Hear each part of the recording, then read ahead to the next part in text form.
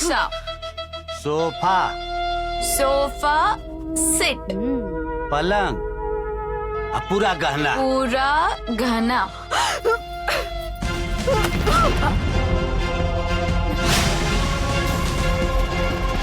सब उठा के दे दी ये बुढ़ऊ।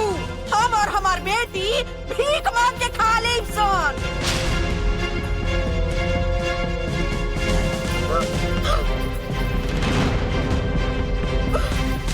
साड़ू भाई, हम अभी आवता ने।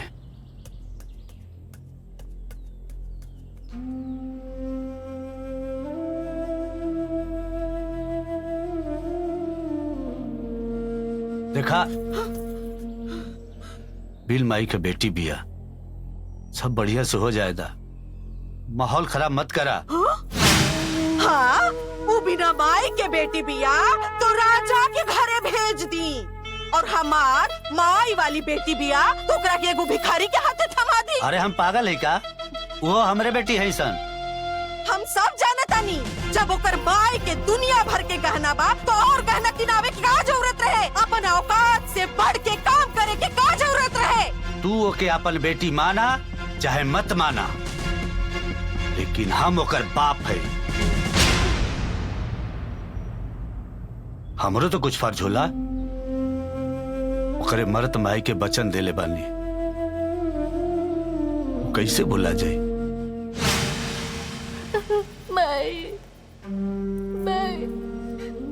जी, हाँ। हमार जीवन के अंतिम घड़ी चला दिया।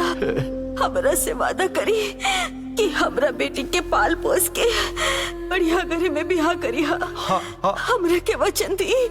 हाँ, हम तो के वचन देता नहीं, तार वचन खाली ना जाए।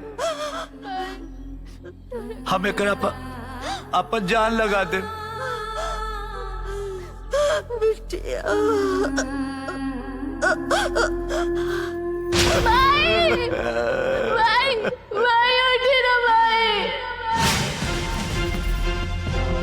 तो निभाई अपन पहले की मेहरारू के वचन और बिलगा दिया हमार बिटियन के।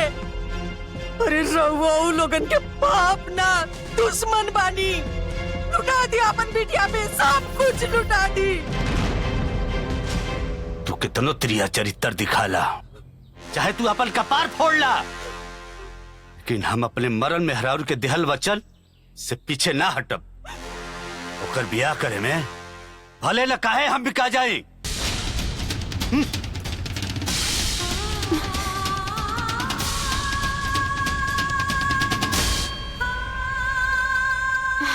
प्रणाम मौसा जी। खुश रहा।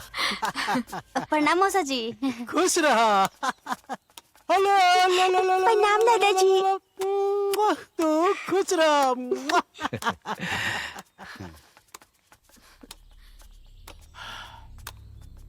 सब कर्जे लेबा का महाराज? अरे ना जी, खाली 7-8 लाख का इंतजाम करे के बा। बाकी राउर पत्नी जी तो नाराज है ना? अरे जौना लड़किन खातिर नाराज बानी, उ लड़की कुल अपने बड़की दीदी से बहुत लगाव रखेली। वो दोनों छोटकी अपने बड़की दीदी से बहुत प्यार करेनी सर।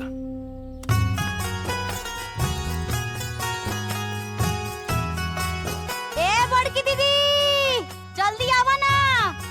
हाँ आवत आनी, बस 2 मिनट। बुढ़वा के जिंदगी कट जाई, चमड़ी बिका जाई, अरे तबो कर्जा ना भरा।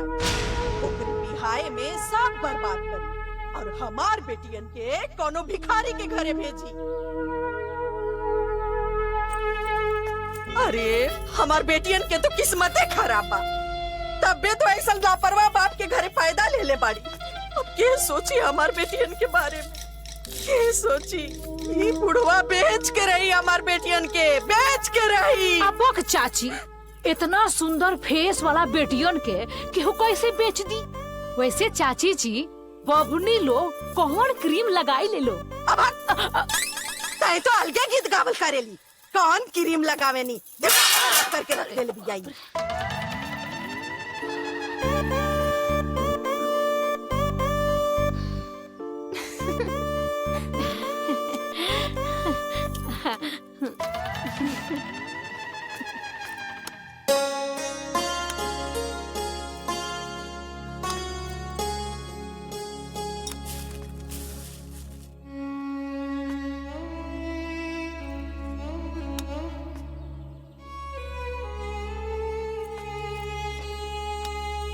अरे सपना कहाँ बिया?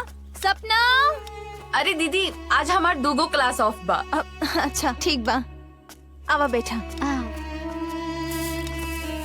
ठीक से बैठिया, एक सेकंड। आओ।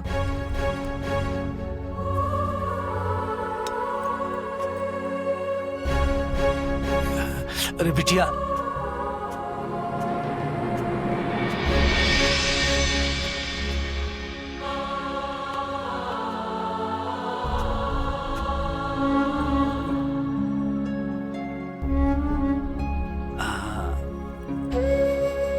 ठीक बा, चली बाबूजी।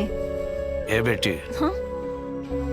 हमके ना तुहार आ सपनवा के बियाह शादी का कोनो चिंता नहीं खे। बाकी हमार हाई बेटी कौना घाटे लागी।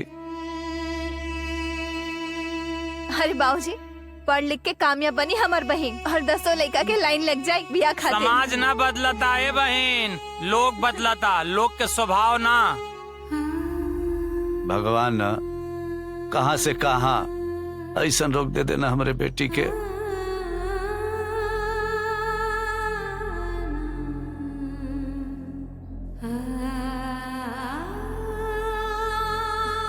बाबूजी देखी हा, एक दिन अपन ऋतु के बिया बहुत ही अच्छा घर में हुई।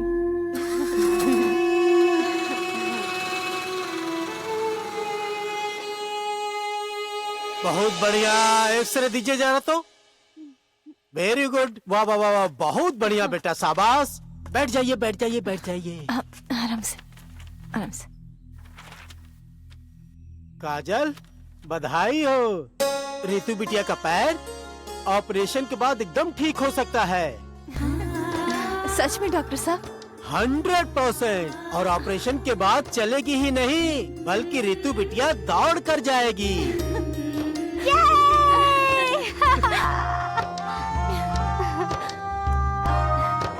डॉक्टर साहब कितना पैसा लग जाए? बस ये मान लो कि 2.5 लाख के आसपास खर्चा आ जाएगा। ठीक बा।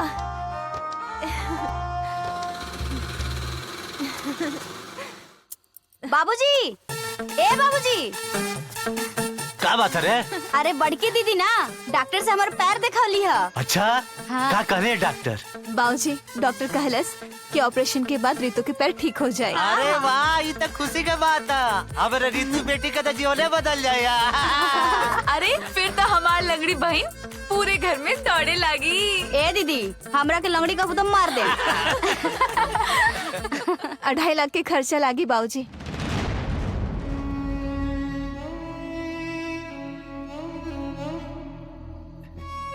कोनो बात ना, पहले तुहार ब्याह हुई, फिर हमारे रानी बिटिया का ऑपरेशन हुई। फिर तुम्हारी तुआ डांस करी खो। सही कहो है, डांस करी डांस करी डांस करी डांस करी। तू नाची। अरे भैया को मैं नाची, रितुआ गरबा डांस करी। अरे काजल, अरे काजल बाबड़ी का भइल? का भाई? काजल, ए काजल, ए बहन, ए बहन, का भइल दीदी? दीदी बहन, का भइल दीदी? पता ना, अचानक से चक्कर आ गए। तू टाइम से ना खाद पियत ना हो, ऐसे कमजोर हो गलो। तू काहे ता चिंता करेलू? ए चाचा, रउआ से ज्यादा टेंशन दी बड़की ले ले। हाँ, अरे तबे नु यहाँ के चेहरवा के लाइट डाउन लागता। हे भगवान, तोहार जीवन यही में कटी, तू जिंदगी भर लगता ही रहबू।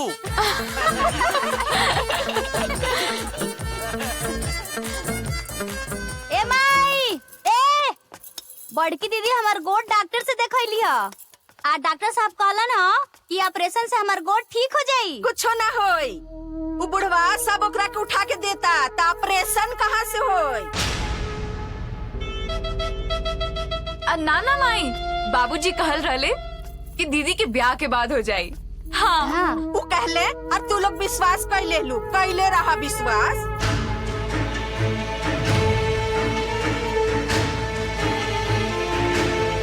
अरे वो बुढ़वा तो एक नंबर के झूठा बा। ब्याह के बाद दोनों से भीख मंगवाई। अरे वो दिन देखे से पहले मन तो यह कहता कि कहीं डूब धंस के मर जाए। पता न भाग में का लिखल बा हमार।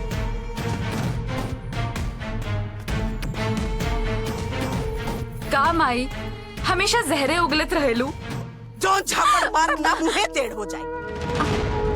जौन झापड़ मारे मुंहे टेढ़ हो जाई, जौन झापड़ मारे मुंहे टेढ़ हो जाई। तू खुदे टेढ़ हो गई बाड़ू माई। हम टेढ़ हो गए बानी। हाँ रुक रुक बता बतानी के टेढ़ गइल बा। रुक रुक रुक तो के टेढ़ कर दे। तो एक टेढ़ कर दे। रुक रुक माई, रुक रुक रुक। Sorry sorry my. A Mai, sorry my.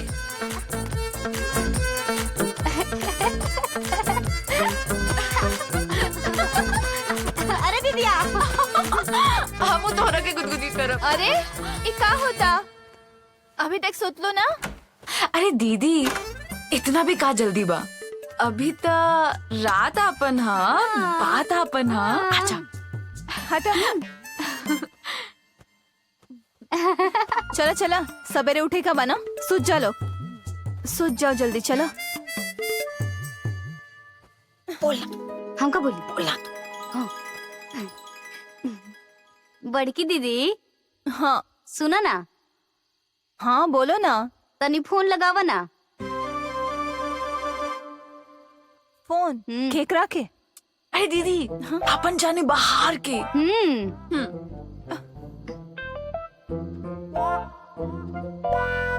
Phone ना, मिस कॉल मारा। मिस को? अरे बड़की दीदी अभी के डेट में अगर हमनी के मिस कॉल मारल जाई तो हमनी की चिंदी चोरी में गिनती है। तो चुपचाप देखा ना। ए सपना, मिस कॉल मारा। ठीक बा।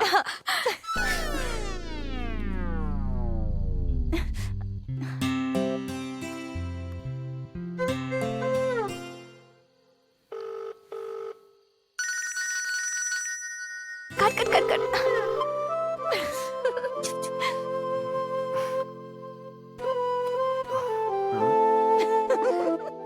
इतना रात में केकर मिस कॉल आवत बा?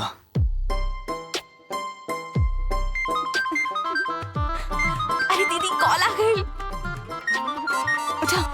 ना ना हम ना उठाई, तू उठा। उठाओ उठा ना।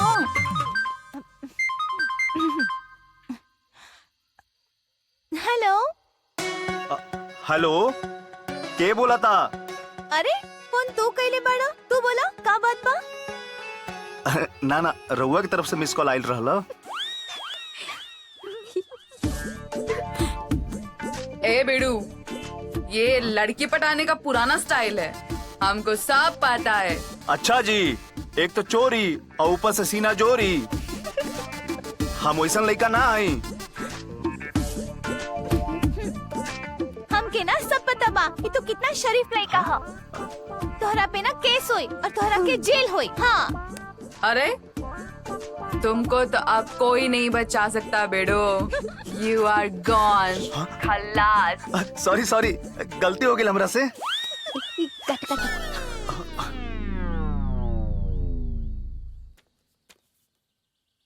कितना पैसा चाहिए? 7-8 लाख। 7 लाख की 8 लाख? 8 लाख मिल जाता ठीक है। 8 लाख। 8 लाख। लोन के एवज में कुछ लाइल बनी? हाँ हाँ लाई।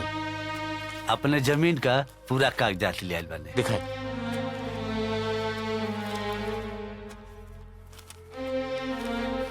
का इंटरेस्ट पड़ी? हाँ देखी रुआ लोग घबराई मत। BDFC बैंक में रुआ लोग बैठल बनी। जितना इंटरेस्ट होई ना एकदम जेन्युइन होई, ठीक बा? ये कुछ पेपर है, पेपर साइन कर दी रहुआ। यहाँ साइन कर।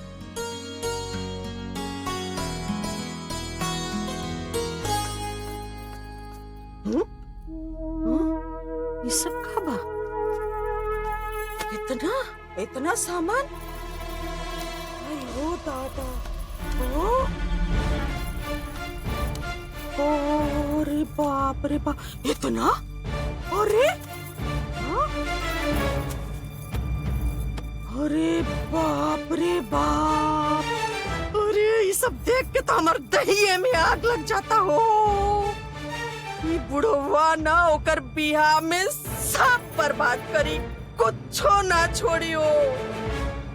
बुढ़वा हमार दोनों बेटी के बेच के छोड़ी, वो जरूर बेची। हे भगवान, अब रहुए हमार बेटियन खातिर कुछो करी। कुछ संभाल लिया दे ले बानी। हाँ? और सामान स्वागत में कोनो कमी ना होके चाहिए, सब परसायक चाहिए हैं? कमी पड़ी तो अपना के उसीन के परोस दी। अरे राम राम राम राम, अरे हमरे बिटिया के सुख के शुरुआत में तो शुभ शुभ बोला। बचपन से आज ले तो कुछते रह गईलू, अब ये घर में कौ दिन का मेहमान लिया है? दुष्ट औरत, दिमाग खराब कर दिला। अरे प्रेम, ए प्रेम, अरे कहाँ बड़ा दूल्हा पराली है रवा? हाँ का भाई चाचा जी? ऐसा नकाल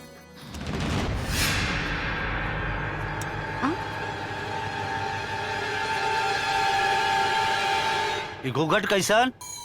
चाचा जी, ये घूंघट हमरा शपथ के निशानी है। अब बात का बा वो बताई। ठीक है, कहा न कि काल लड़का वाले आवत हो देखे काजल के, दोनों लोग तेरी मदद कर दिया। हाई घूंघट मत करा, खराब लगता। चाचा जी, हम घर के सारा काम कर दे, बाकी ये घूंघट ना हटाए। बाप रे बाप, अरे दिन पर दिन हमार चेहरा डाउन भइल जाता, बाकी केहू का कोनो चिंता नहीं है, केहू का कोनो टेंशन नहीं है। चाचा जी, हम मांगते का बानी, न खाए के मांगतानी, न पानी मांगतानी। अरे हम तो अपना चेहरा के जवानी मांगतानी, बाकी हो मोरा से नहीं खे होत। हमको जरा जानत है, कल मेहमान आवत हमार खातिरदारी में कुछ कमी ना होके चाहिए, बस। अरे तू का भैया हमेशा भाभी के परेशान करत रहेला। बतावा, भाभी के इतना छोट डिमांड भी पूरा नहीं कर सकत। ए बबनी, हम इतिहास के पहला मर्द हो खाब जेकरा मेहरारू के मेकअप खातिर जमीन बिकाई। हम एकर सारा डिमांड पूरा करब, चाहे भले हमार जमीन बिक जाई, चाहे हमार सोने सकरी तक बिक जाई। ए बबनी, भले हम एकरा खातिर जीवन भर लत्ता हो जाई। चल अंदर।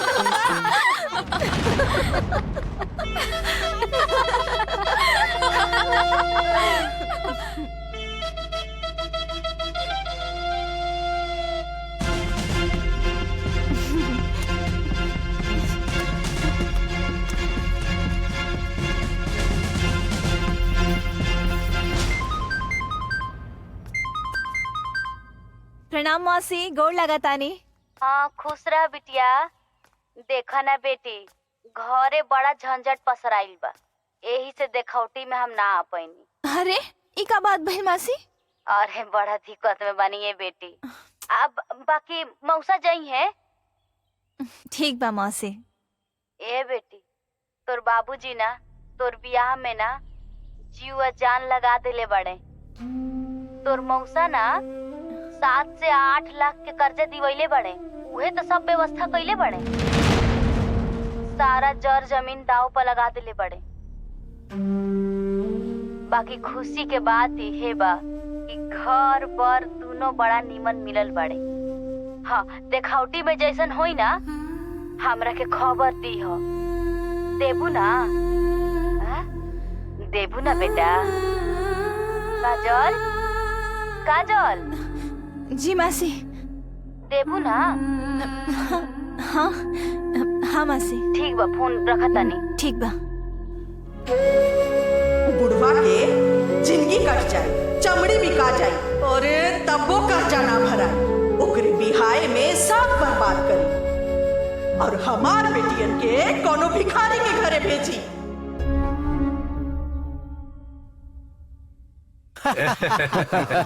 बैठी बैठी बैठी दादी। इली मिठाई खाई। और जीजू, रवा खाते स्पेशल चंदू हलवाई के लड्डुआ, रवा के एक ना दो को खाए के पड़ी। ठीक बा। ए बाबू, ई बबनी फोनवा वाली है ना, जोन वीडियो और फोन नंबर मंगले रहे? हाँ दादी, वही लड़की है। का बबली सब पसंद बना? अरे हाँ हाँ दादी, जीजा जी हमके बहुत पसंद बाड़न।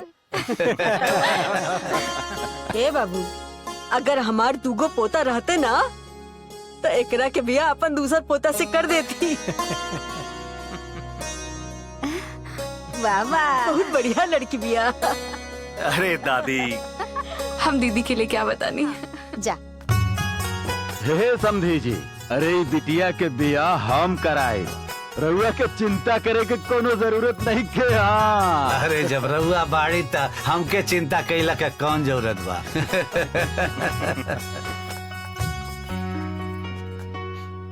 ए बबुआ, देखा दुल्हन आ गईली।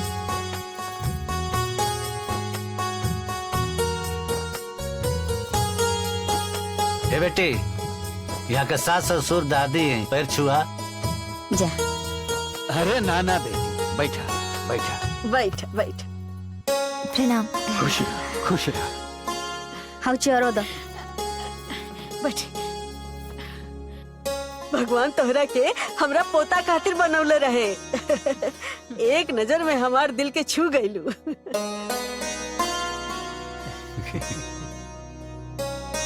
हाँ ए हो, जा अपना पत्तो के छिकाई कर। काहे ना, ई वक्त के तो कब से इंतजार रहे।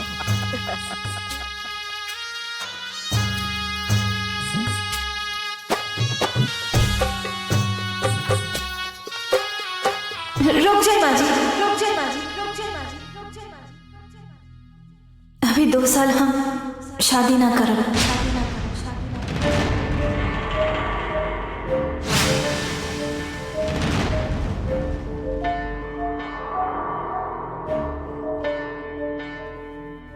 काजल, ये क्या कहता रे? बाबूजी, अपना करियर के लेके अभी हमार कुछ और प्लान बा। अभी 2 साल तक हम शादी ना करब, हमके थोड़ा समय चाहिए। हाँ परू ब्याह के बाद भी कर सकेलू काजल। ना मौसा, हमार करियर के बाद बा, हम डिस्टर्ब होके के नहीं चाहत। अरे बेटी, शादी तय करके 2 साल तक रोकल ठीक रही का?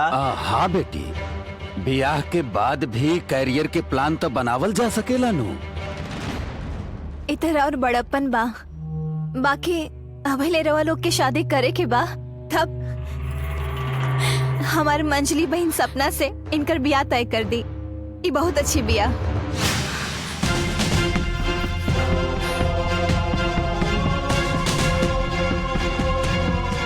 और दादी, रवा के तो हमार बहन पसंद हो बिया ना, हमार बहन के अपना ली। सही कहती है लड़किया। तारा के पसंद हो ना?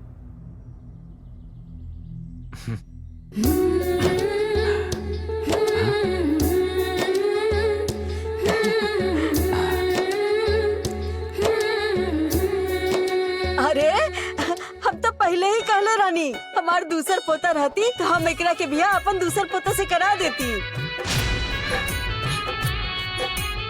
समधी जी, हमके अपना बेटा प्रशांत खातिर राहुल बेटी सपना के बियाह मंजूर बा। हाँ।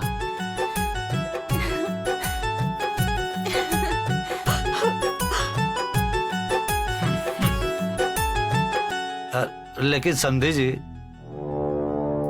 बड़ बेटी कुवार, छोट बेटी का शादी कैसे हो सकेला? ए जी, तनी 1 मिनट।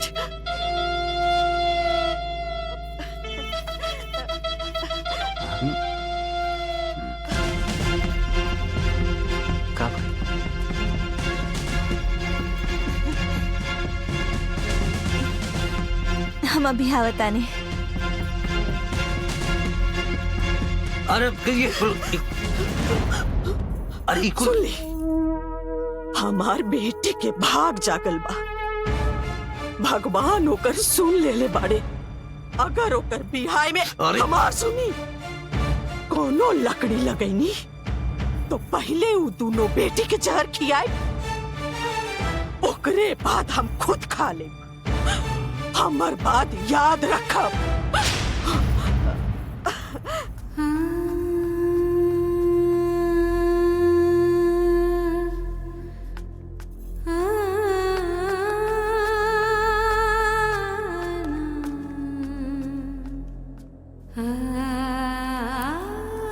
दीदी का कहा थारू बाबूजी ये रिश्ता तोहरे खातिर खोजले बड़े।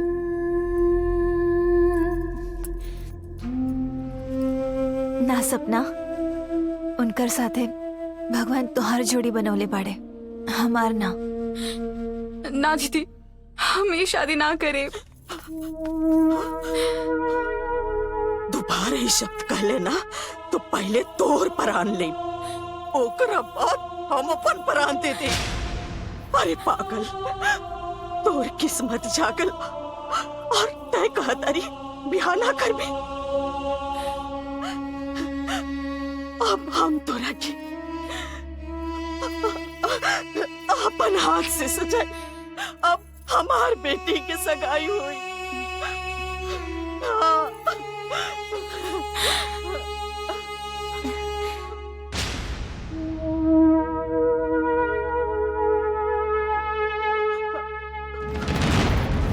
चल जल्दी चल। बड़की दीदी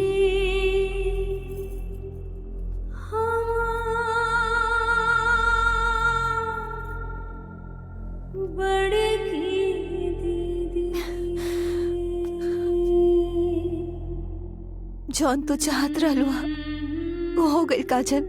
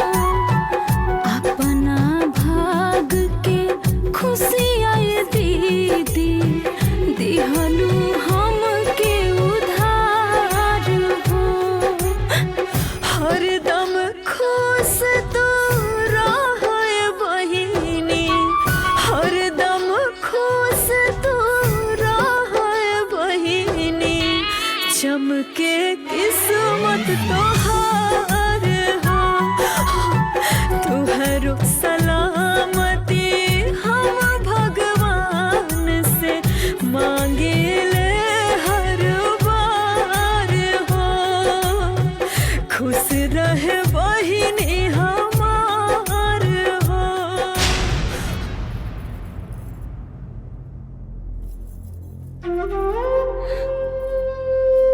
सुंदर लागत हर। तो अपने हिस्सा की सारी खुशी हमार झोली में डाल दे लो ना बड़की दीदी। अरे पगली, ये तो भगवान की इच्छा रहे।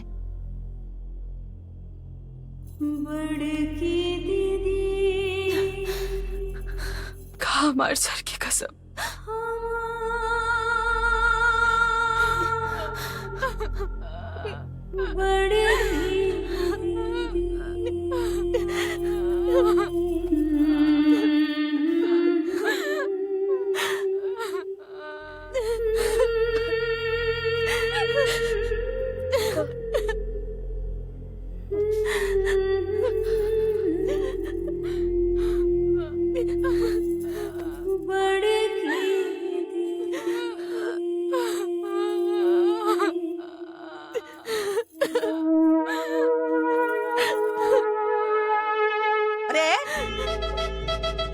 विदाई के तोर मुहूर्त भइल बा और तय एकरा लगे बाड़ी।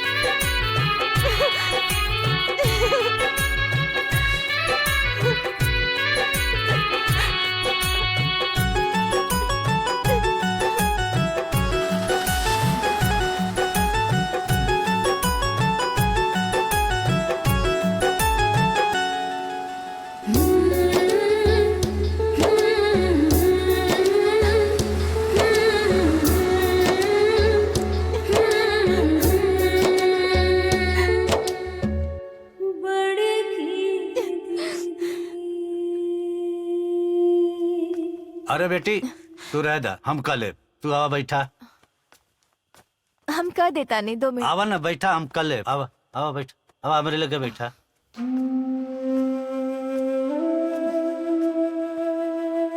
कब बाबूजी? बेटी तू ऐसा काहे कैलू है? हमके कुछ अलग तैयारी करे के बा बाबूजी। हम यही घरवा में रही ना बेटी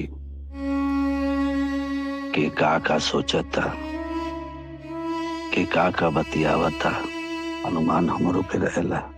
वो बुढ़िया अपने चाल में कामयाब हो गई। ना बाबूजी, ऐसन बात नहीं खे। केहू के कौनो चाल नहीं खे, ये सब संजोग के बात बा। हमार बेटी के कलावा कब जाई?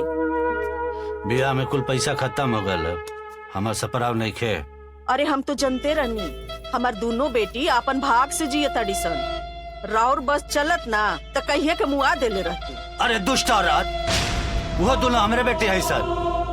और जौन तोर बेटी ना रानी बन के गई है, ओकर बियाह हम ही कैले। जी ना, ओकर भाग में रहे रानी बने के, तो नकरानी कहाँ से बनी? वो तो काजल जब। बाबूजी काहे झगड़ा करता नहीं, का फायदा बा?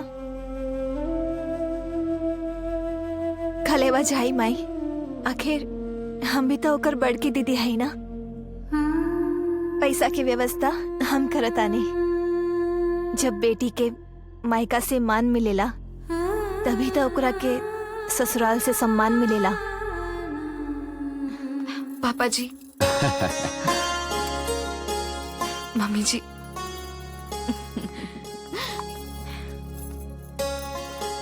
दादी ए दुल्हन चाय तो बड़ा निम्मन बनवले बाड़ू। दीदी दीदी बड़की दीदी के फोन आई बा। ए दुल्हन जा पहले बतियाला, काम बाद में होई। ठीक बा। ए दुल्हन कही दा कलेवा के मिठाई बहुत स्वादिष्ट बा। ठीक बा दादी।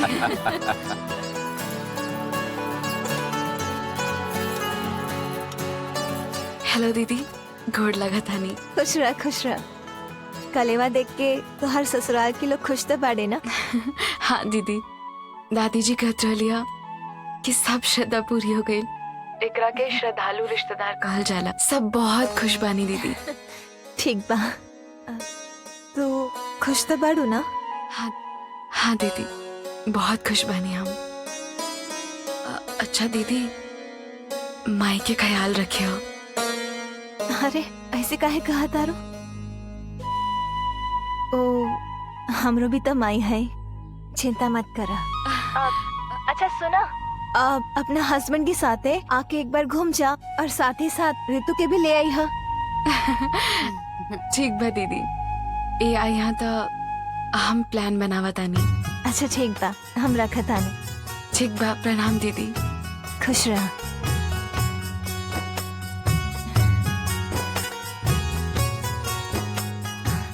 बाबूजी, अभी हमारे सपना से बात भइल। अच्छा ठीक भी है ना? हाँ, बहुत खुश बाड़े और कलेवा देख के ना ओकर ससुराल वाले भी बहुत खुश बाड़े। का भइल बाबूजी?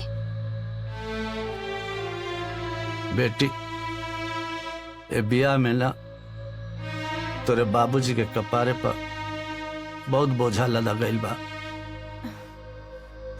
रवा चिंता मत करी बाबूजी, इस सारा बोझ अब हमार है। इस सारा कर्जा अब हम भरे, कुछ दाव पर ना लागी। भगवान, तो के बेटा काहे न बनौला रे? हम अपना बाबूजी के बेटा ही है।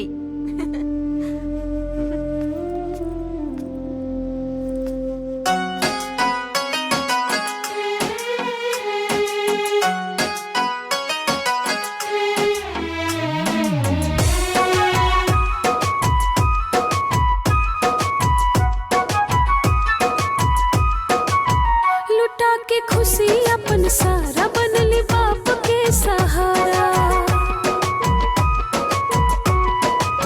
लुटा के खुशी अपन सारा बनली बाप के सहारा। कुछ नाही ई कहेली, हंसी खुशी से रहेली, हरे करे के कहल जाला। बेटी बाबूजी के बेटी, बेटी बाबूजी के बेटी हो।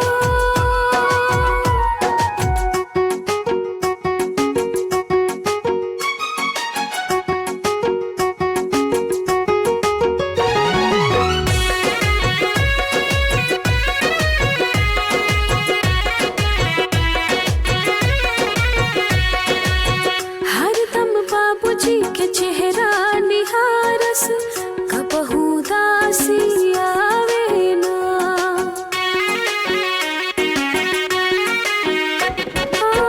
हरदम बाबूजी के चेहरा निहारस, कबहू दासी आवे ना। सबके जरूरत पूरा करेली, भले केहू से बतावे ना। दुख केहू के न दिल, सबके हाल चाल लेली, हरे करे के कहल जाला। बेटी बाबूजी के बेटी, बेटी बाबूजी के बेटी हो।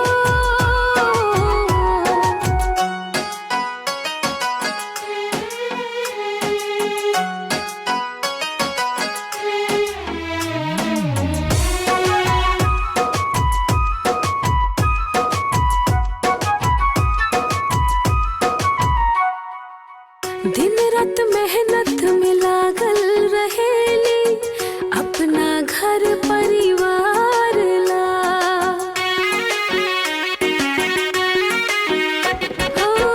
दिन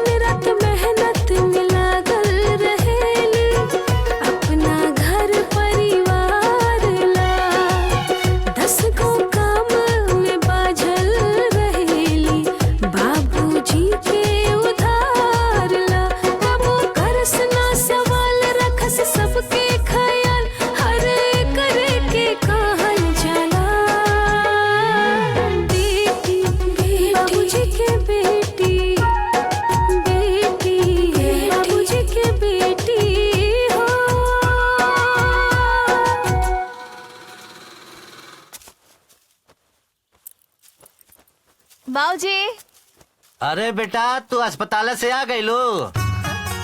ना अभी तो हम अस्पताल में ही बानी।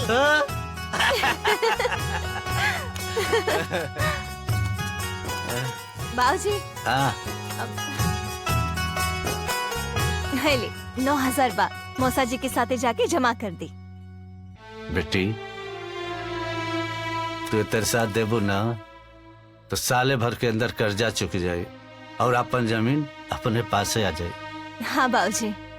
ए बाबूजी कहा तनी कि सपना दीदी के बियाहो बीत गईल, तब हमरा गोड़ के ऑपरेशन कब होई?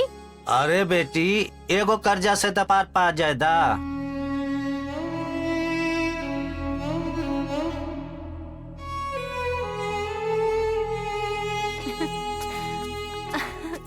अरे हमार छुटकी बहन के ऑपरेशन जरूर होई, चिंता मत कर। सच्ची? हाँ।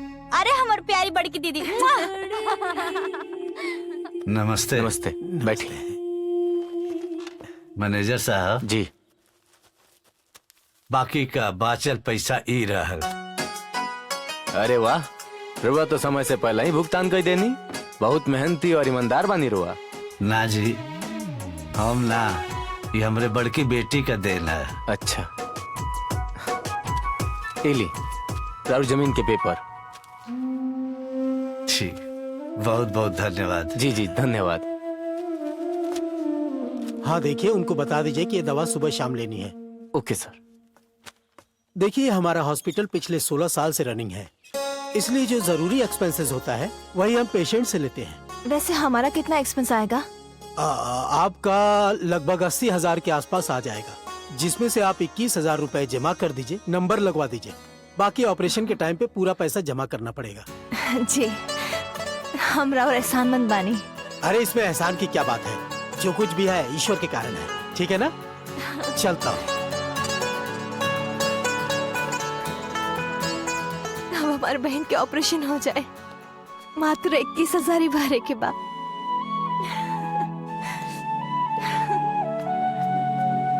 अरे बेटी 21,000 आई कहाँ से?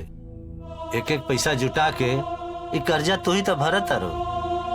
अरे एक ऑपरेशन 1 साल बाद होई तो का बिगड़ जाई?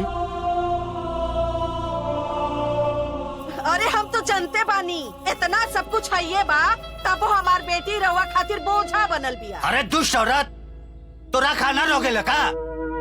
ये सब हमरे बाप दादा का दियल लोकत लेके घर का परिस्थिति का बा।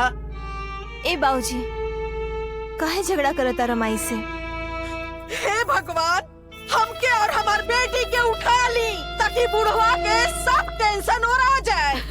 अरे चाची जी टेंशन गई पेंशन लेबे। अरे ब्यूटी पार्लर में इतना अच्छा हेड मसाज होता, एक बार करा ले नु तेरा दिमाग में एकदम कूल कूल हो जाई। अरे हमरा के देखी देखी देखी देखी, जब से हेड मसाज करले भाई नु तब से घर छोड़ के लेके जात। प्रेम, ए प्रेम, हाँ कहने आओ। का भेल चाची? ये अपन बकलोल मेहरारू के समझा दे। हमार गरम कपार के और गरम करी ना तो पहले एकर कपार फोड़ा, फिर अपन फोड़ ले। हट।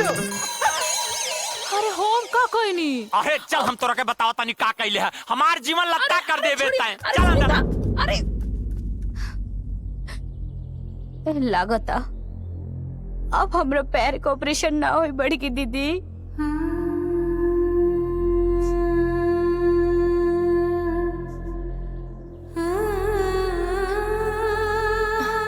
अरे जरूर होई, हम बानी ना।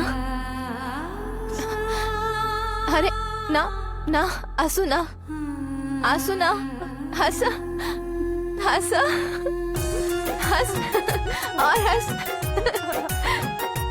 अगली कहीं की।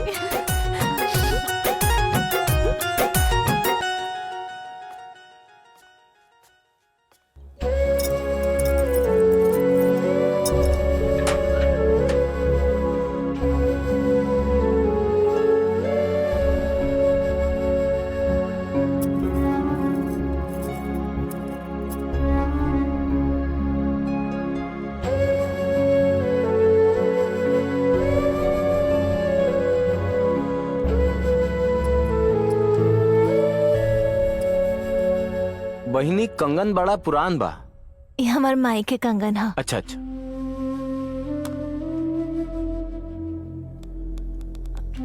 38,000 के बाद रवा एगो काम करे, हाँ? एगो हॉस्पिटल के अकाउंट में ट्रांसफर करे के बाद कर दे ठीक पैसा। ठीक। अच्छा अच्छा हो जाए। हाँ।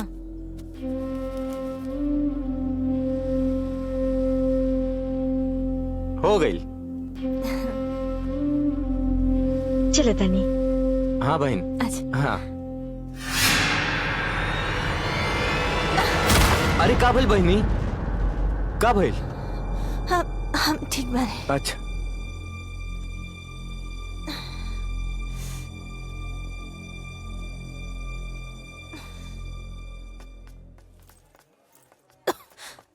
काजल, हे ले चला तू डॉक्टर के पास।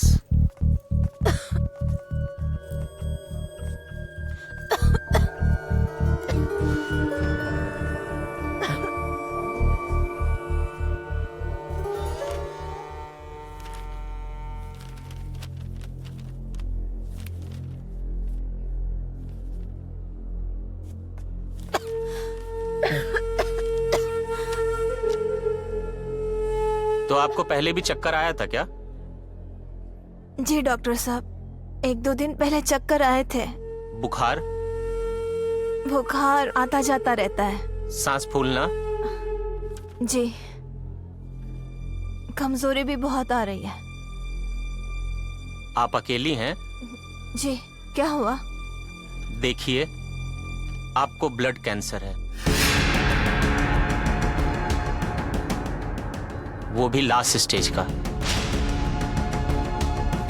आपके पास समय बहुत कम है। तो अब क्या होगा डॉक्टर साहब?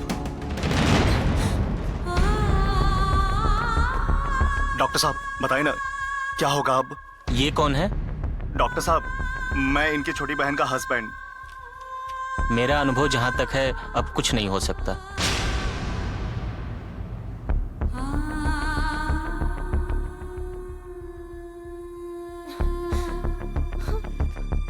डॉक्टर साहब, कुछ तो उपाय होगा ना इसका? सॉरी।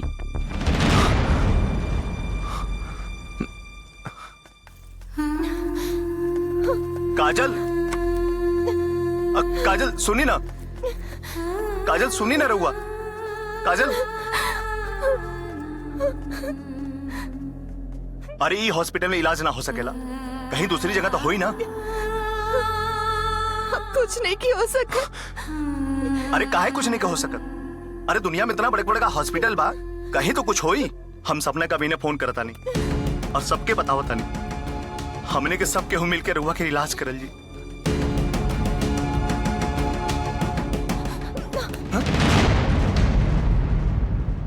का फायदा हो इलाज के, जेकर मौत निश्चिंत बा। अरे वो डॉक्टर का बोलना सा हुई का? वो डॉक्टर झूठ बोला था। डॉक्टर झूठ काहे बोले? अरे बात के समझे की कोशिश करी, भले जमीन बिक जाई, बाकी रहुआ का इलाज हो के रही। ये तो हम नहीं की चाहत।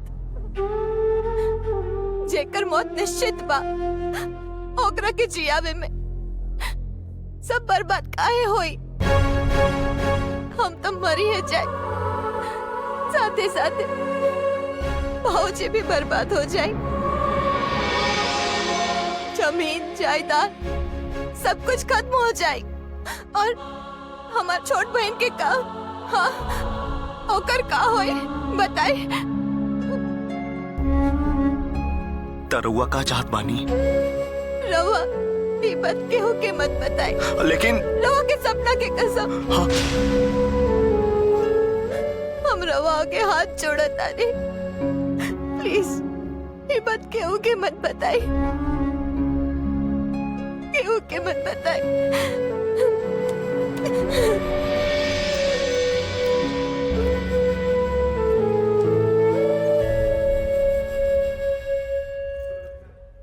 भगवान तो के बेटा का न बनौला रे। तू तेरे साथ देबू ना तो साले भर के अंदर कर्जा चुक जाए। कहा तनी कि सपना दीदी के बियाह बीत गई, तब हमरा कोर्ट का ऑपरेशन कब होई?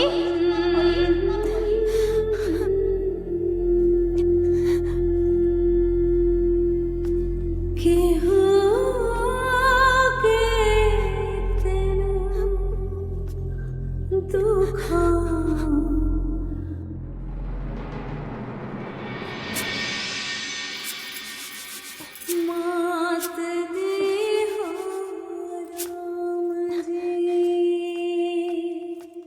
दीदी, ए बड़की दीदी,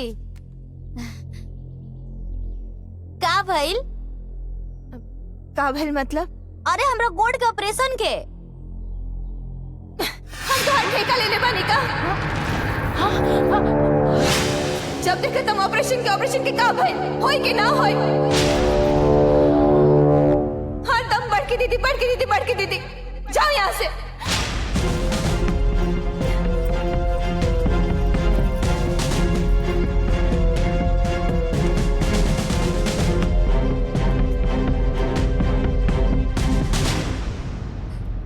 अरे यहाँ के तो दिमाग खराब हो गइल बा।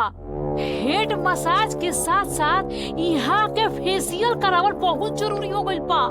देखी तो बेचारी के दिन पर दिन यहाँ के चेहरा डाउन भइल जाता। का चाची जी? अरे बाप रे बाप! माफी।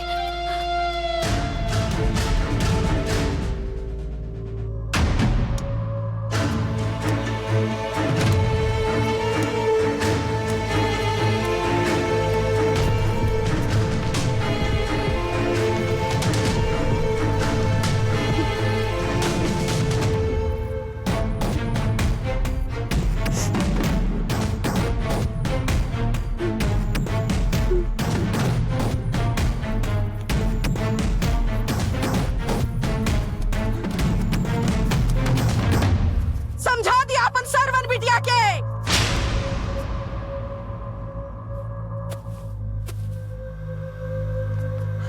का भाई?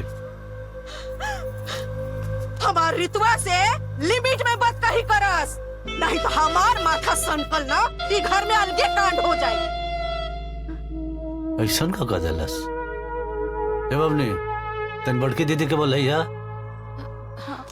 बड़की दीदी, ए चाचा जी, बाबूजी बुलाओ तरन। काजल बबनी के भी नु हेड मसाज करवा दी। काहे से कि उहा में कुछ न कुछ हमरा डिफेक्ट लागता। हाँ हमारा तो बुझाता कि तोहरा में तनिक डिफेक्ट बा। जब देखा तब तोहर मेकअप चलीसा चालू हो जाला। भागे से भागबो ना तो हम मार के लत्ता बना दे। अरे जाता नहीं। अरे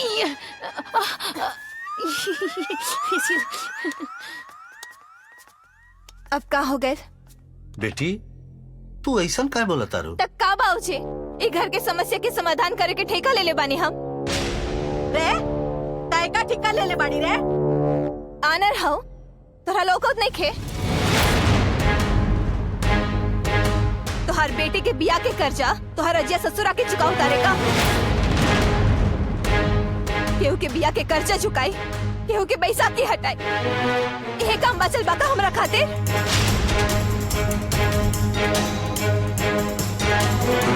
एक घर के कर्जा भरते भरते हमार मन उबिया गइल बा।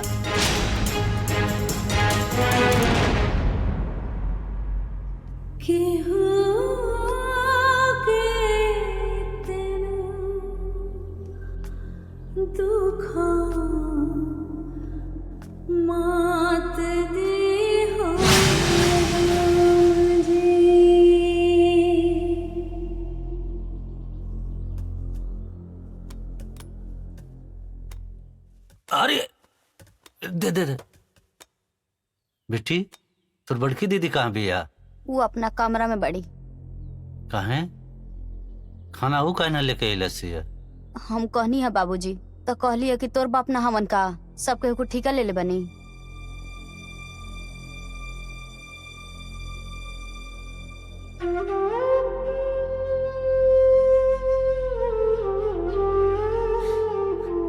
काजल, काजल,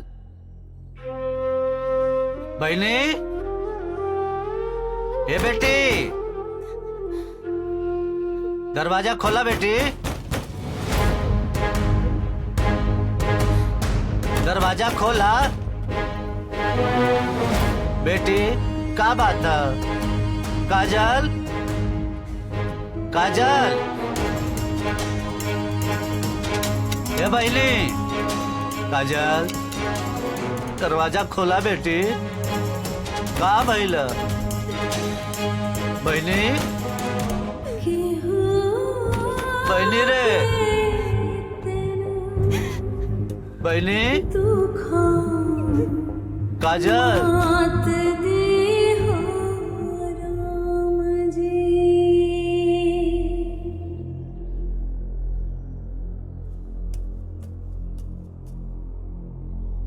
बेटी, ए काजल, बेटी,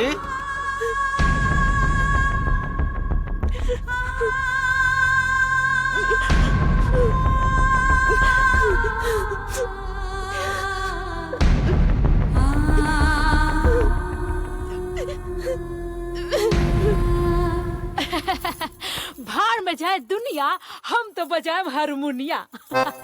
अब हम लगाएम एलोवेरा जेल और हमरा सामने गांव की लड़कियां हो जाएंगी फेल। लगाओ लगाओ, खूब लगाओ भौजी।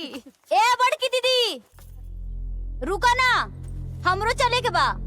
तो जो ना हमरे कपाट पे बैठ के जाइबू।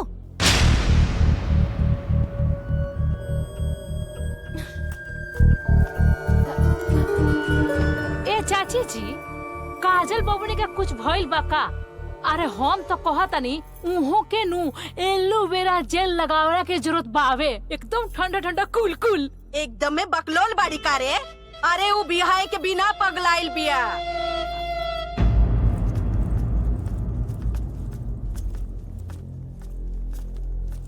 ए बेटी,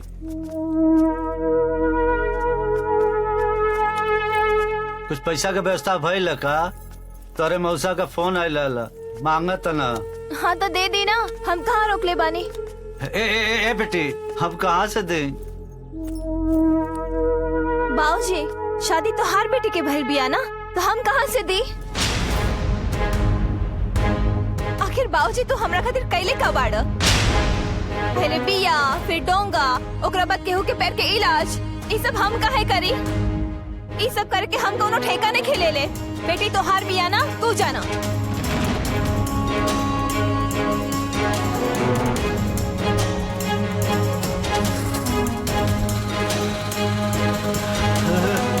और कपारे पर चढ़ाई। अरे ये बिगड़ा दिया, एक जरूर कहीं कुछ न कुछ गड़बड़ चलता। अरे ये नाम हंसवाई, मुंह में तरीखा पोतवाई। हाँ चाचा, कजली कहे ऐसा करत बिया?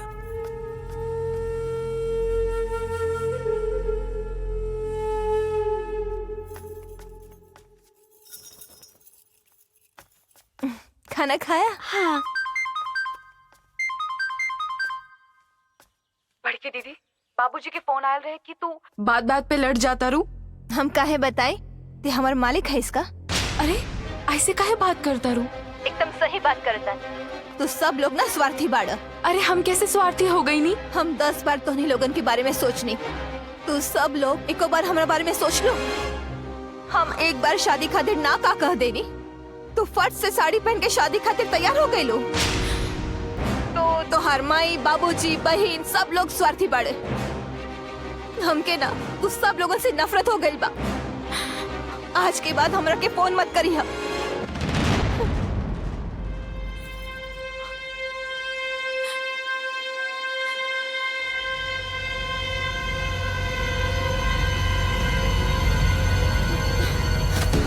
अरे अरे यहाँ के उठाई उठाई उठाई, यहाँ के उठाई, पानी ला।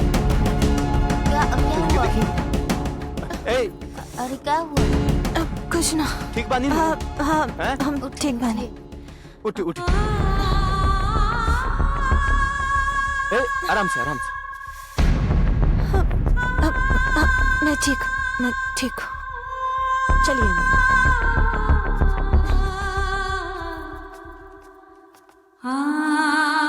बैठिए। अभी ठीक हो? कोई दिक्कत तो नहीं तुम्हें? ना। सही है ना? सब बढ़िया? हाँ। ओके, ये लो पानी पियो। Thank you. ठीक है, ओके ठीक है। अभी मैं जाऊँ पेशेंट देखने? जी जी।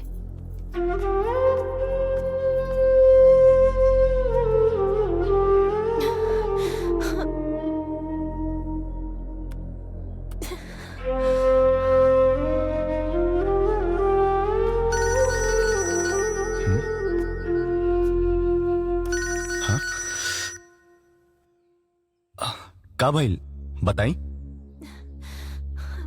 हम अपना बाबूजी के बहन के सबके तोड़ तोड़ के बोलता नहीं,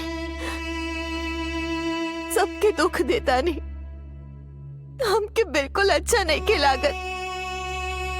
हम अभी भी कहता नहीं कि रउआ सबके बता दी, ई घुट घुट के जियाला में का फायदा बा। कहीं तो हम खुदे घर वाले के बता देत बानी।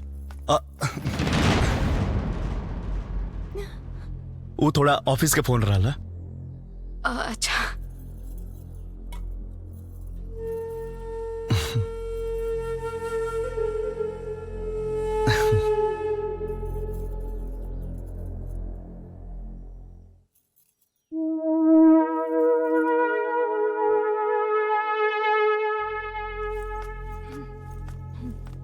काजल रुका।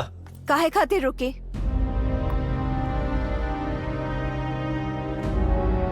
तू इतर कैसे बतियाब थे? तई तू सोचे ना। हम तो के देखा थे घर में तो चाल ढाल बातचीत तौर तरीका सब बदल गई बा। तोहरा का इतना चिंता होता के है हम तो आ रहा बिया तो हर बेटे के भर बिया ना, तो ओकर कर्जा हम काहे चुकाए? एकर जिम्मा हमरा सर पर काहे? अरे छोड़ी जी, बात ही नहीं खे। अरे रवा के समझे नहीं खे आ रहल बा। अरे एकर चाल ढाल बिगड़ गइल बा। ई माहौल बनावतिया एक दिन अपन यार के संगे भागे खाती।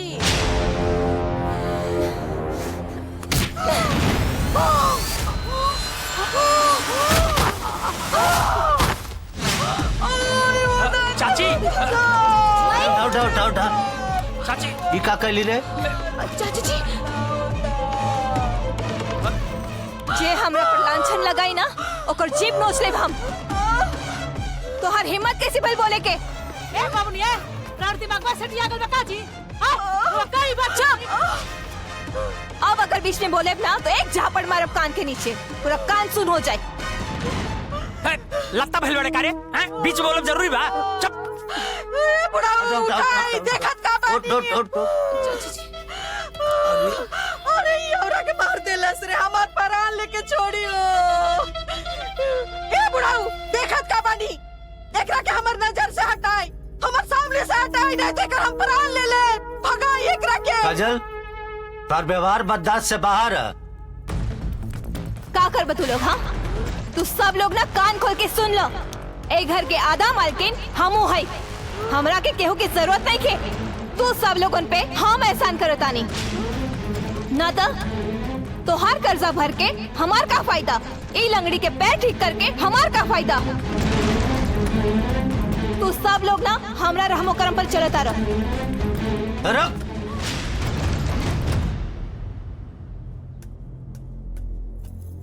हम ना जानता नहीं है एगो सीधी सादी लड़की के चेहरा के पीछे एगो दुष्ट लड़की छिपल बिया। और रहल बात एहसान का, तू का एहसान कर भी जेकर खुद किस्मत फुटल होके। आज अपने माई के मर लिया, कल हम के मर भी। हमके ना चाहिए ऐसा बेटी, ना चाहिए। अरे बुढ़ाऊ ओकरा के दूर दूरा के भगाई, ये ऐसा ना भागी। सुन ले, आज के बाद तू हमनी खातिर मर गईली। हमनी का थुकबो ना कर तोरी पर। जाओ ए रुक, तोर माई के खजाना धइल बा, लेके जो रुक लावत आनी।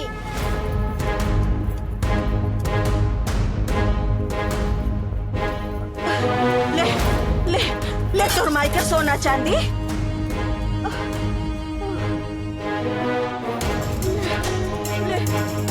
बड़का बड़का सोना चांदी धइल बा, लेके जो सब लेके जो। ले ले लेके जो। ले ले तोर माई के फोटो ले, ये वो लेके जो अपन माई के जो। सब कुछ हंस के सहली हाली, किस्मत में जितना दुख रहे अपन दर्द छुपा ली हली की हो अपन साभे खुश रहे।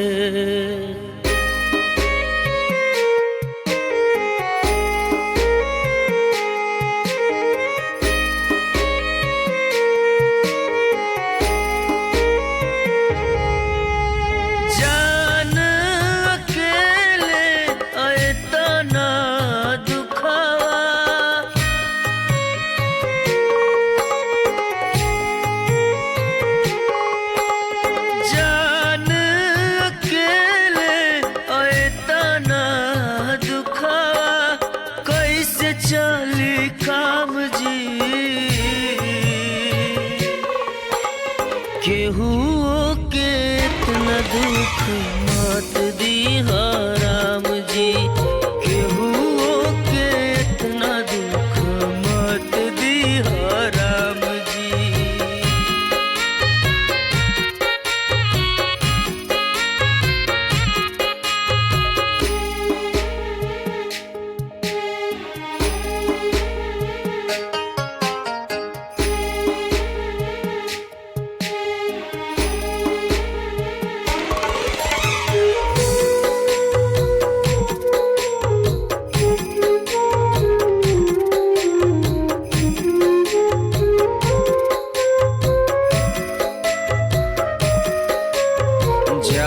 बुझ के भेष बनावे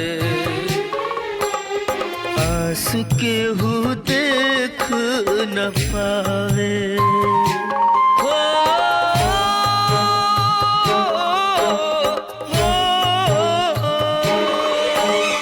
जान बुझ के भेष बनावे आस केहू देख न पावे। कुछ ना कहेली अपना पहले होली और सब इल्जाम जी। केहू के इतना दुख मत दी राम जी, केहू के इतना दुख मत दी राम जी।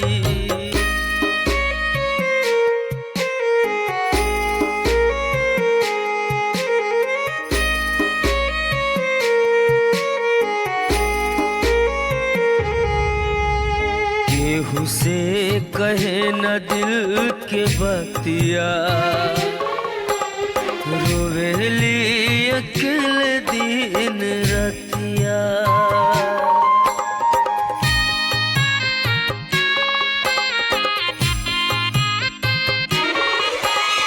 केहू से कहे न दिल के बतिया रोवेली अकेले दिन रतिया। न केहू के देखावास न केहू के बतावास हाल सारे आम जी। केहू के इतना दुख मत दी राम जी, केहू के इतना दुख मत दी राम जी। काउंटर 2 पर से जाके आप दवाई ले लीजिए। जी वहां से? हाँ, आगे से लेफ्ट।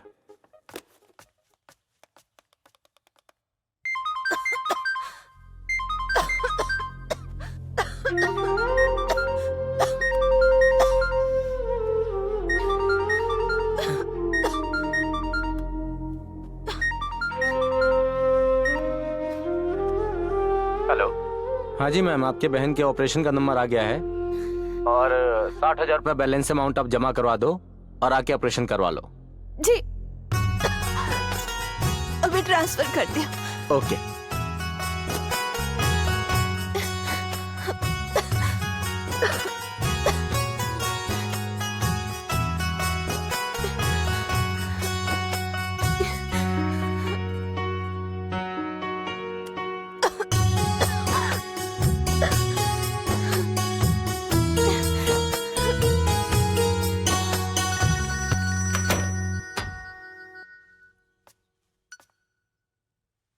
जी हेलो, ओ ना हॉस्पिटल से रितु के एडमिट करे खातिर फोन आइल रहे।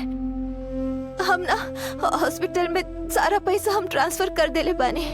रवा माई बाबूजी के फोन करके बता देब का। और हाँ, प्लीज हमार नाम मत बताई।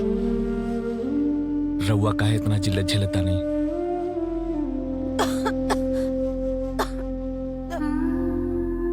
रवा हमार बात माने ना, प्लीज केहू के कुछ मत बताए। ठीक बा। ठीक बा।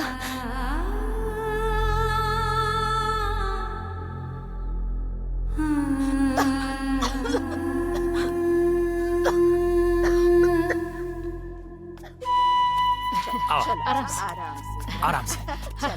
अब चल मरुआ, खूब बढ़िया ऑपरेशन के बाद। चल चल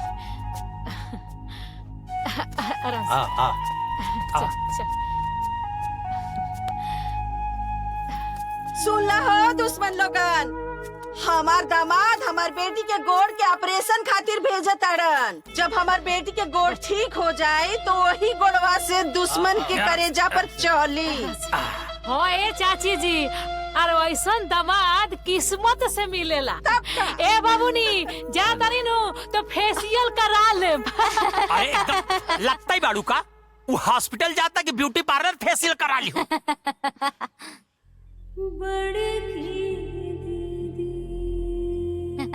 प्रेम घर देखत रहिया। ठीक है। ए प्रेम, देखा हमार दामाद कितना बढ़िया काम कैले बा। सच कहल जाला अपन अपना ही होला। ए बाबूनी यार तू फेशियल करा ले। अरे लगता चल घरे में ना तो मारा एक थापा। नहीं मेथी बात कौन चीज बताई तो रोड में खिसिया जाए।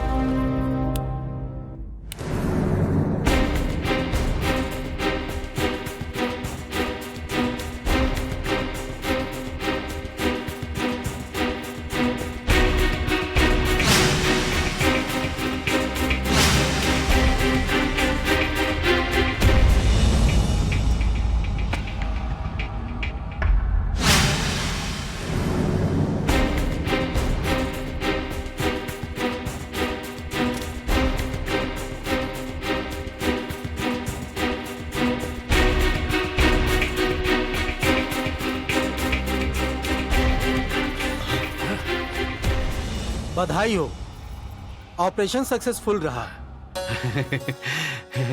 मैंने कहा था ना, बिटिया चलेगी नहीं बल्कि दौड़ेगी। अभी वो आराम कर रही है, 2 घंटे बाद आप लोग उससे मिल सकते हैं। जी। लेकिन 1 हफ्ते अभी अस्पताल में रहना पड़ेगा, ठीक है?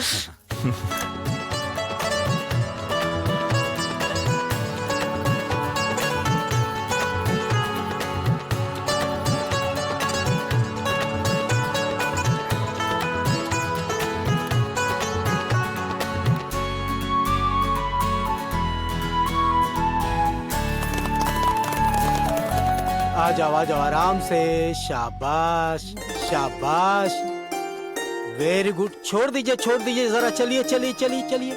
हमने के समय पाएगी नहीं जा। हाँ छोड़ दीजिए। अरे वाह वाह वाह वाह, वेरी गुड वेरी गुड। वाह भाई वाह।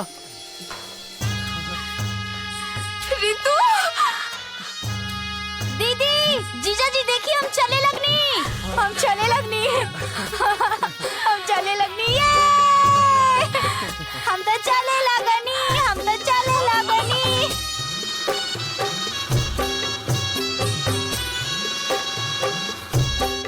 चलो चलो।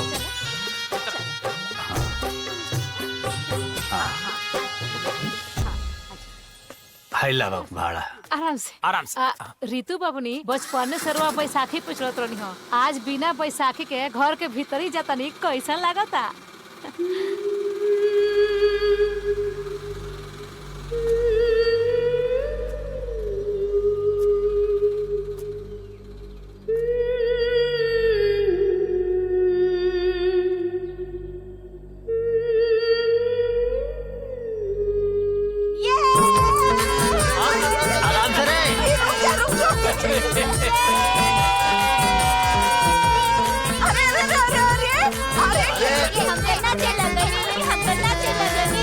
हम गन्ना चे लगनी। हम तो नाचे लगनी, हम तो कूदे लगनी, हम तो कूदे लगनी, हम तो कूदे लगनी।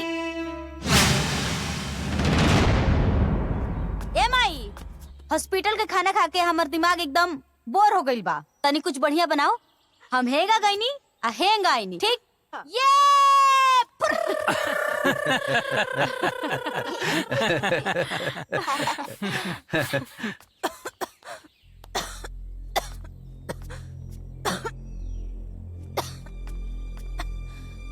देख देख, हमरा गोड़ के ऑपरेशन हो गई, करा देलन हमर जीजा जी।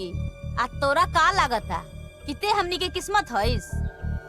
ते घर में कुछ ना करबे तो होइबे ना करी। देख हम एकदम फिट बनी, देखी देख।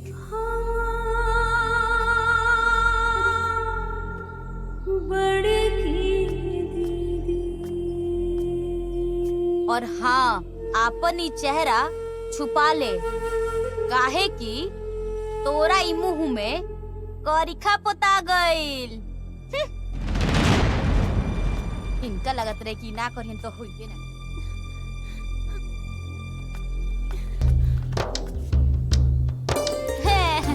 हम तो चले लगनी, हम तो चले लगनी, हम तो दौड़े लगनी, हम तो भागे लगनी। हम तो चले लगनी, हम तो चले लगनी, ये हम तो चले लगनी, हम तो चले लगनी, हम तो चले लगनी, हम तो चले लगनी।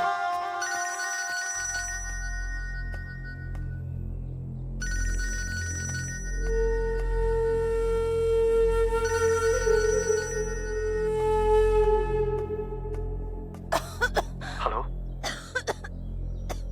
काजल, काजल ठीक बने रुआ? रुआ ठीक बने? हम ठीक बने। देखी, हमरा के हमेशा राउर चिंता लगल रहेला। हम चाह के भी कुछ नहीं कर पावत। हम का करी, बहुत मजबूर बानी, वरना हम एक पल के भी खातिर आपके छोड़ती ना। काजल, काजल,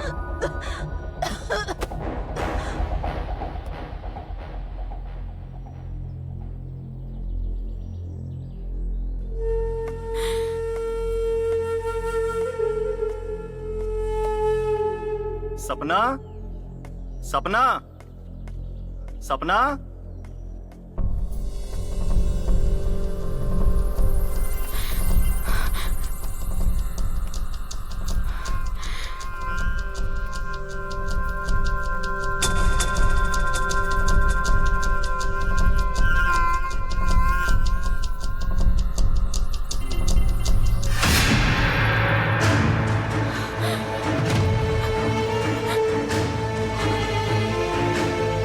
भगवान, हमार पति के साथ हमार बड़की दीदी के चक्कर।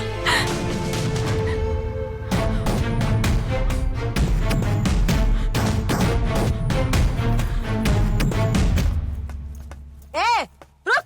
हाँ? ए मुझौसा, ते इतना नीचे गिर गईला कि ब्याह कैला सपना से और चक्कर चलावे तारा ओकर बड़ बहिन से। ई तोरा से के कहला से दादी? अरे के कही, तहर मेहरारू कहली है। सपना, हे सपना, वो किसी आके अपने नौहरे गए। हे भगवान, सब कुछ गड़बड़। अरे, अरे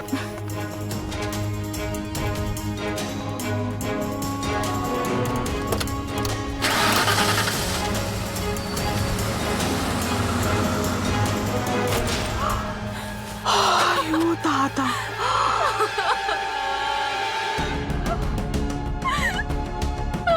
हमके का पता रे, जो न कि हम अपन बड़ बहन मानिया वो हमार घर उजाड़ दी। अरे वो चुप चुप के वहाँ से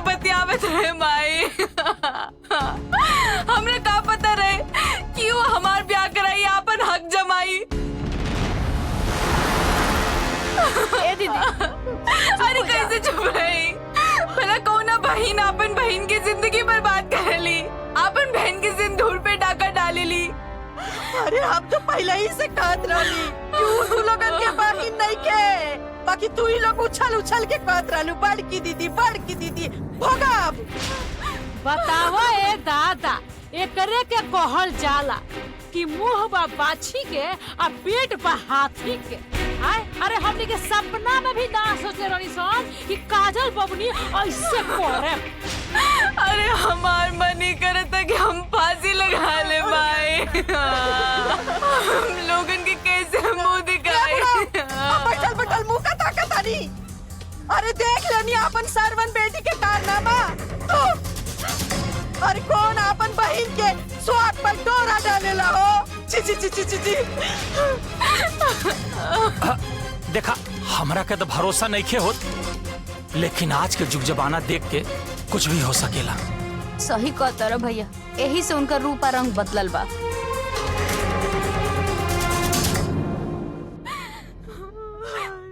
ए बेटी सपना तू चुप हो जा, हम उससे बात करता नहीं। ए बुढ़ाऊ कहाँ जाता नहीं? जब कुछ सबूत मिली तब विश्वास करा क्यों कर हमनी के दामाद से चक्कर बो। बातचीत करे पड़ी ना।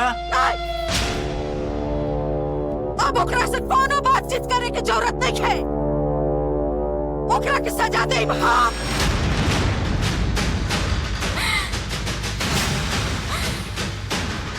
ओकर मुंडन करा के पूरा गांव में घुमाई और सबके चिल्ला के ओकर कारनामा बताए। ओकरा के कहीं मुंह दिखावे के लायक न छोड़ा। रितु जा कैची लेके आओ। ठीक बा। ए रितु चल। ऐसा ये सब ठीक ला।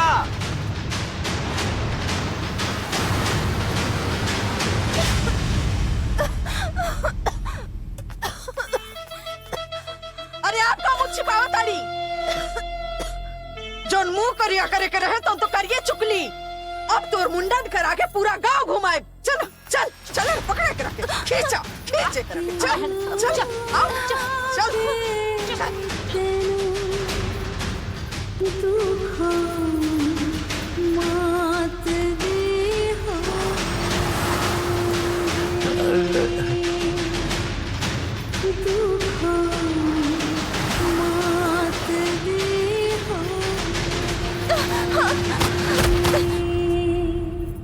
ली अपन नौटंकी बाज बेटी के। हमार बेटी के घर उजाड़े के बाद ते पना चुआवतिया। अरे ये तब बहन के नाम पे कलत बाड़ी तो क्या हमारी घर मिलल रहे उजाड़े के। अरे बतियाओ कहे के बाड़ू लो, एकर केस काटा लो। अरे ऐसा मत करा सर। अरे एकरा के यही सजा मिली। हाँ माँ जी रुकी।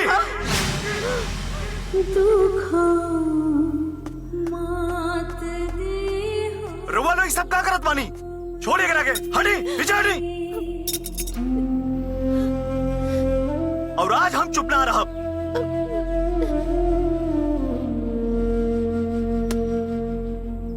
एको कसम के खातिर आज हम चुप ना रह। काहे? अपनी महबूबा की बेइज्जती बर्दाश्त नहीं के होत? दुष्ट औरत। तोनी लोग औकात जान लेवे पे तुलल बाड़ू जे खुद मारे वाला बा।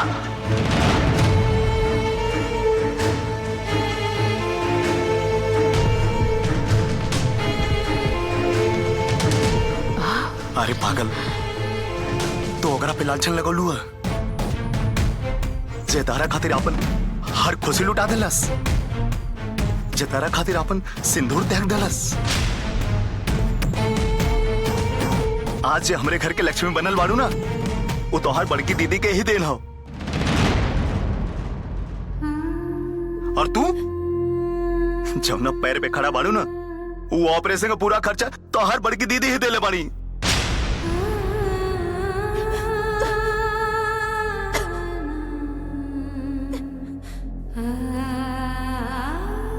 रउआ इनका के कबो अपन बेटी ना समझनी, बाकी ई रउआ के बेटी खातिर सब कुछ कहनी। आई जानबूझ के अपन शादी भी कैंसिल कहनी माँ जी। ताकि सपना की शादी हो सके।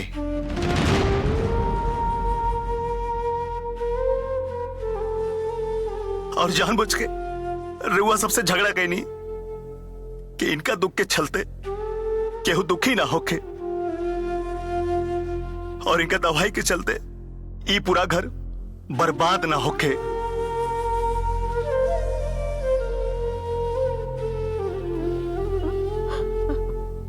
कहा भइल एकरा के कैसा इलाज चला था?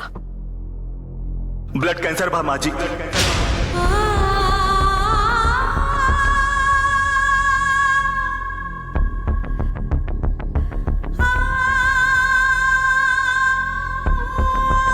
और वो लास्ट स्टेज।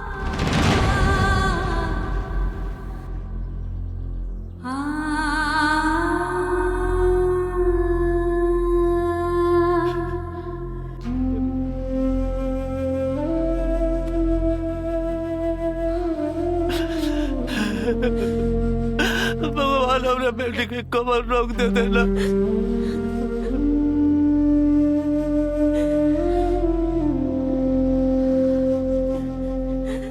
अरे दुष्ट बुढ़िया, तो श्रद्धा पूरा हो गई ना? का गली ना मेरे बेटी के?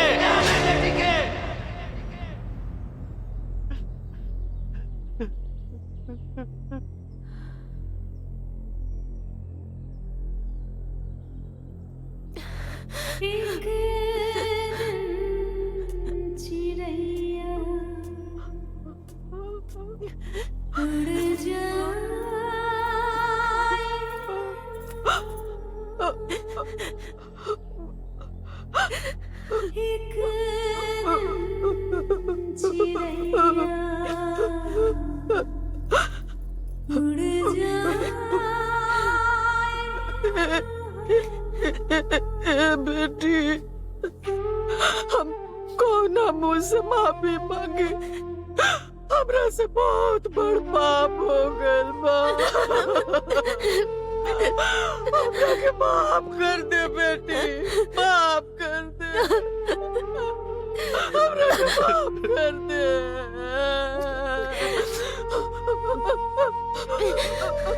हे भगवान, हे भगवान, हमार परान ले ली, हमार परान ले ली।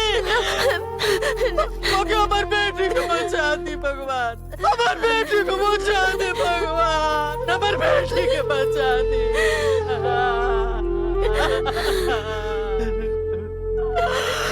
बेटी को बचा दी।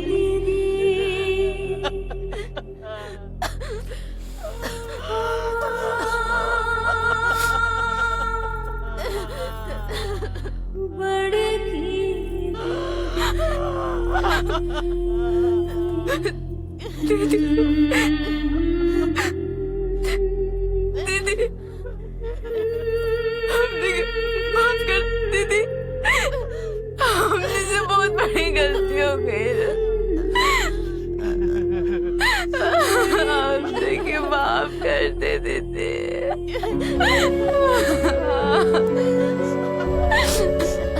तोरा चलते आज हम अपन पैर पखाड़ा बनी और तोहरे के इतना बुरा भला हम बोलनी।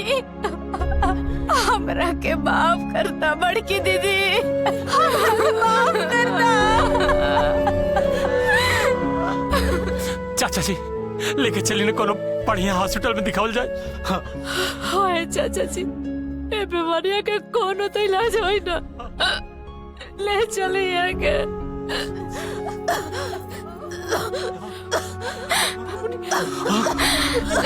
बेटी, बेटी, बड़की दीदी,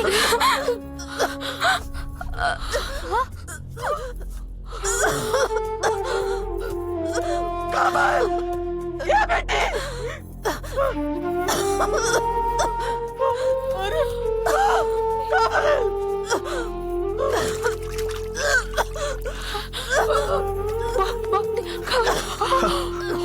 दीदी,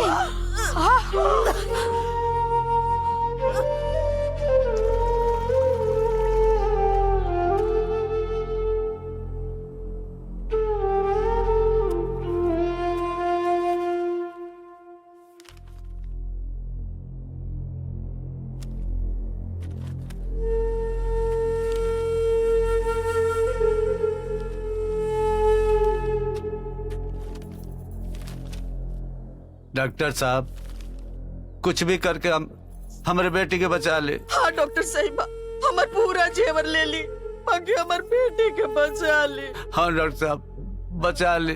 देखिए आप लोग 2 मिनट बाहर आए।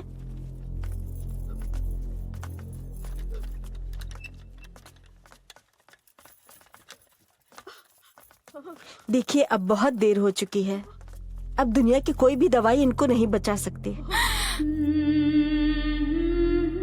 बेहतर यही होगा इनके पास जो कुछ भी दिन बचे हैं इनको ज्यादा से ज्यादा खुशी देने की कोशिश करिए।